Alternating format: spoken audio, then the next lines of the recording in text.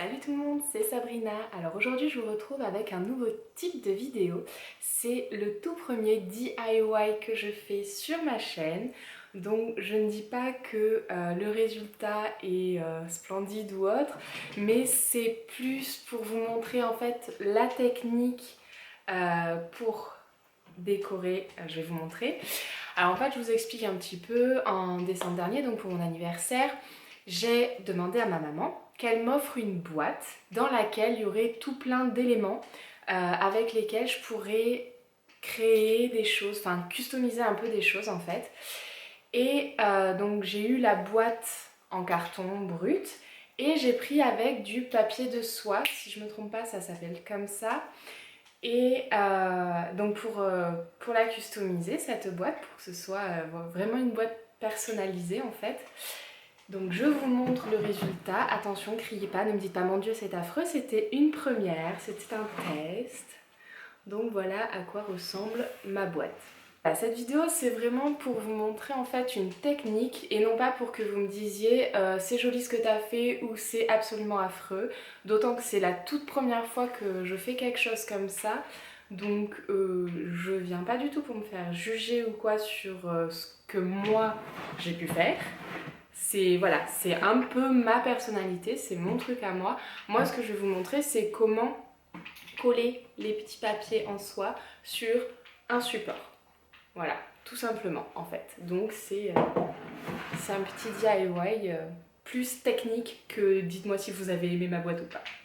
Qu'on soit clair. Donc je vous laisse tout de suite avec la suite de la vidéo pour voir justement comment on fait.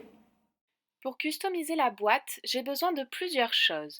Du journal pour protéger la table, plusieurs feuilles de papier de soie, de la colle, du vernis, un pinceau, des ciseaux et de quoi décorer comme du ruban, des lettres et tout ce que votre imagination vous dictera. Et bien sûr, le plus important, la boîte. Je place le journal pour protéger la table. Ensuite, je prends ma boîte et je commence par le couvercle. Je viens découper mes feuilles pour faire plusieurs bandes de couleurs différentes. Vous pouvez aussi prendre des motifs différents, ça c'est à vous de voir. Moi j'ai choisi 3 couleurs de papier, mais tous avec les mêmes motifs, c'est-à-dire des fleurs. Je place les bandes jusqu'à ce que je trouve le tout harmonieux. N'hésitez pas à changer autant de fois que vous voulez pour trouver ce qui vous plaît.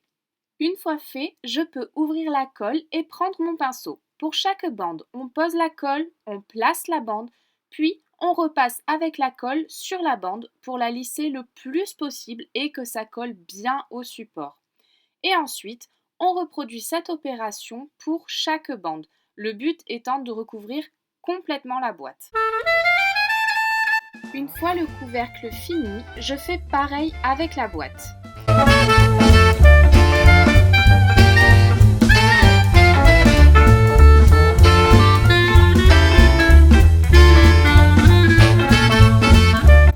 J'ai ensuite décidé de faire comme un cadre avec le papier sur le couvercle. Je viens aussi couvrir les lettres que j'ai. Là j'ai pris Sabi, c'est le petit nom que ma mère et une grande partie de ma famille m'ont donné depuis que je suis toute petite. Et je regarde où je peux placer mes décorations et dans quel sens. Quand tout est fini, je laisse sécher. Quelques heures suffisent, mais j'ai préféré laisser sécher toute la nuit. Le lendemain, j'applique le vernis sur le couvercle, la boîte et les lettres. Je suis les instructions et laisse sécher 30 minutes. Et ensuite, je décore. J'ai coupé du ruban de 2 tailles différentes pour délimiter le cadre que j'avais fait en papier. Je mets le plus court dedans et le plus long à l'extérieur. J'utilise la même colle que pour le papier et je laisse sécher le tout.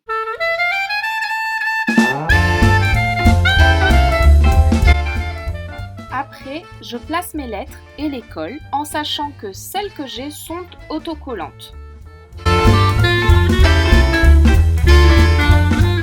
Et voilà, j'ai fini! Voilà, vous savez maintenant comment on peut customiser une boîte ou d'autres objets. Moi, c'était ma boîte. J'espère que ça vous aura été utile, que vous aurez appris des petites choses, même si c'est pas exceptionnel comme DIY. Mais voilà, j'espère que ça vous aura donné quelques petites idées quand même. Si vous avez bien aimé, si c'est le cas, voilà, vous mettez un petit pouce en l'air. Vous n'oubliez pas surtout de vous abonner à ma chaîne en cliquant juste ici. La petite communauté s'agrandit petit à petit, donc allez-y, continuez à vous abonner, ça me fait énormément chaud au cœur. Et vous pouvez aussi me suivre sur un peu tous les réseaux sociaux, donc Instagram, Facebook, Twitter, Snapchat aussi depuis pas très longtemps, même si j'y suis pas encore très active. Non pas que je le sois beaucoup sur Twitter non plus, alors que ça fait une éternité que j'y suis, mais bon, c'est pas grave. Voilà, je pense que je vous ai tout dit pour cette vidéo, j'espère vraiment que ça vous aura plu. Je vous fais plein de bisous et je vous dis à très bientôt. Bye!